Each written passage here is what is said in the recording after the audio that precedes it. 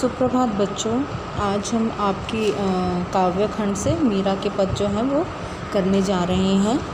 तो ध्यान से सुनिए कि मीरा के पदों में मीरा क्या कहना चाहती है और किस प्रकार जो है वो अपने प्रभु श्री कृष्ण से विनती करती है। ठीक है, तो शुरू करते हैं। पहला पद आपका कि हरि आप हरो जनरी भीर, द्रौपदी री लाज राखी आप बढ़ायो चीर, भगत कारण रूप नर हरि धरियो आप शरीर, बूढ़तो गजराज राख्यो काटी कुंजर पीर, दासी मीरा लाल गिरिधर हरो हमारी भीर।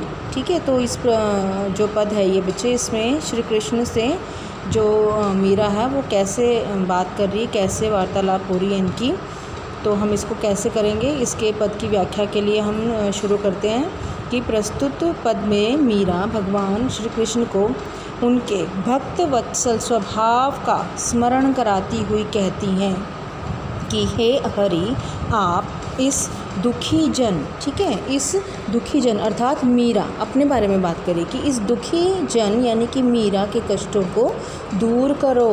और वो कैसे दूर करने के लिए कहती है, कैसे याद दिला रही श्री कृष्ण को कि उन्होंने किन किन के कष्टों को दूर किया है। ठीक है, तो वो कहती हैं कि आपने भरी सभा में द्रौपदी का चीर बढ़ाकर उसकी लाज बचाई थी, आपने प्रिय भक्त प्रहलाद की रक्षा के लिए अपने, ठीक है, जो वो भगत प्रहलाद है उसकी रक्षा के लिए आपने अपना सुंदर स्वरूप, सुंदर शरीर जो है छोड़कर नरसिंह का रूप धारण किया था। ठीक है, और प्रहलाद के प्राणों की रक्षा की थी। आपने मनुष्यों को ही नहीं बल्कि डूबते हुए गजराज की भी मगरमच्छ से रक्षा करके उसके कष्टों को दूर किया था। आप भक्तों के रक्षक और कष्ट निवारक हो, यानी कि मैं मीरा आपकी दासी हूँ। हे प्रिय गिरधर, हे गोपाल, मेरे भी कष्टों को, मेरे दुखों को आप दूर करो। तो बेटा ये पहले पद में जो है मीरा वो कृष्ण को याद दिला रही है कि कैसे कैसे आपने इन भक्तों के जो कष्टों को दूर किया है, तो आप मेरे भी कष्टों को इसी प्रकार से दूर करिए।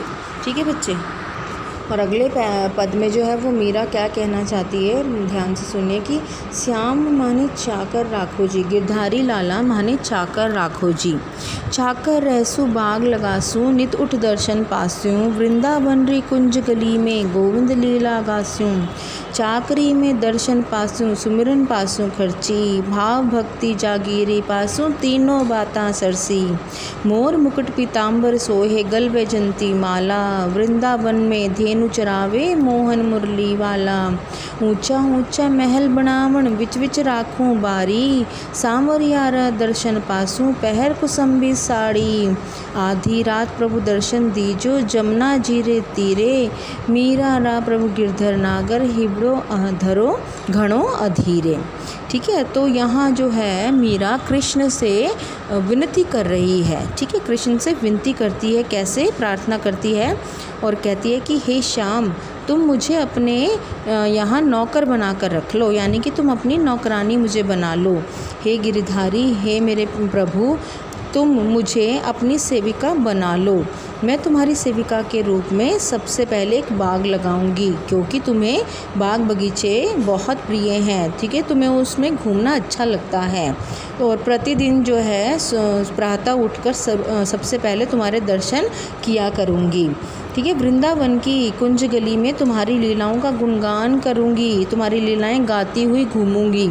तुम्हारे दर्शन के रूप में मुझे मेरा मजदूरी, परिश्रमिक यानी मजदूरी मिल जाएगी, और स्मरण के रूप में जेब खर्ची मिल जाएगी, और भावपूर्ण भक्ति के रूप में मैं एक बहुत बड़ी जागीर पा जाऊंगी। और इस प्रकार ये तीनों चीज़ें मुझे सरलता से प्राप्त हो जाएंगी।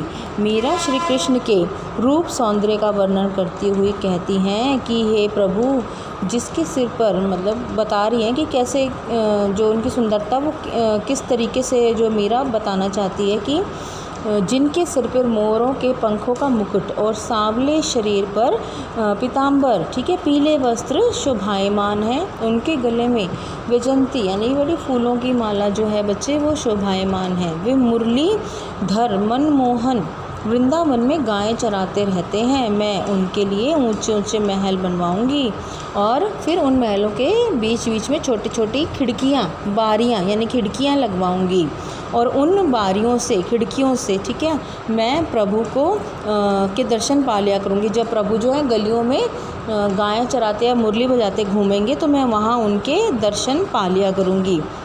फिर मीरा कहती है कि मैं कुसुम्बी साड़ी यानी कि लाल रंग की या केसरिया रंग की साड़ी को पहनकर अपने सांवरिया के दर्शन करूंगी। और वह कहती है कि मीरा भगवान के लिए, मतलब कृष्ण जी के लिए इतनी व्याकुल हैं, इतनी अधीर हैं कि उनसे विनती करती कि हे प्रभु, मेरा हृदय, मेरा मन जो आपके दर्शनों के लिए बहुत अधीर हो रहा है।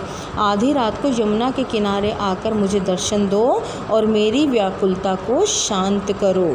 ठीक है, तो यहाँ जो है मीरा प्रभु से विनती करती है कि या तो आप मुझे नौकर बना के रख लीजिए, ठीक है, और मैं आपके यहाँ नौकर बन के रहूँगी तो मैं आपसे पैसे भी नहीं लूँगी, बस आपकी भक्ति को, आपकी लीलाओं के गुणगान को, आपकी सेवा को ही मैं मतलब जेब खर्ची या मजदूरी के रूप में पालूँगी।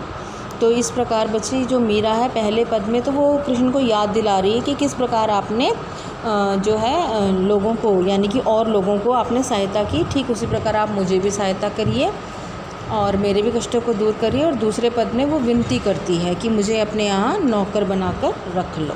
ठीक है बच्चे, तो इसमें इम्पॉर्टेंट ये है कि आपने तीनों बातें सर्ची, 3 बातें इंपॉर्टेंट हैं इसमें जो कि आपको याद रखनी है। पूछा भी जा सकता है आपसे कि ऐसी कौन सी 3 बातें अच्छी हो जाएंगी मीरा के साथ अगर वो प्रभु की नौकरानी बन जाती है। ठीक है, तो पहली क्या है कि तुम्हारे दर्शनों को मैं मजदूरी के रूप में पाऊंगी। ठीक है, दूसरी बात क्या है कि जो आपका सुमिरन करूंगी, आपका नाम जपूंगी, उसको मैं जेब खर्च के रूप में पालूंगी। ठीक है, और भावपूर्ण भक्ति के रूप में तो मैं एक बहुत बड़ी जागीर पालूंगी। मतलब कि अगर मैं ऐसे सच्चे मन से, दिल से आपकी भक्ति करती रहूँगी तो समझ लीजिए मैं बहुत बड़ी जागीर की मालकिन बन जाऊँगी। तो ये 3 बातें जो हैं इम्पॉर्टेंट हैं, इनको आप याद रखेंगे। ओके, और ये जो लास्ट की लाइन है ना बच्चे, हिबड़ो घणो अधीरा, मतलब कि मन का बेचैन होना, कि वो कृष्ण के दर्शनों के लिए बेचैन है। तो इसलिए वो प्रार्थना कर रही कि चाहे आधी रात का समय हो गया पर आप यमुना नदी के किनारे आकर मुझे अपने दर्शन दीजिए और मेरे मन की व्याकुलता को शांत कीजिए। धन्यवाद।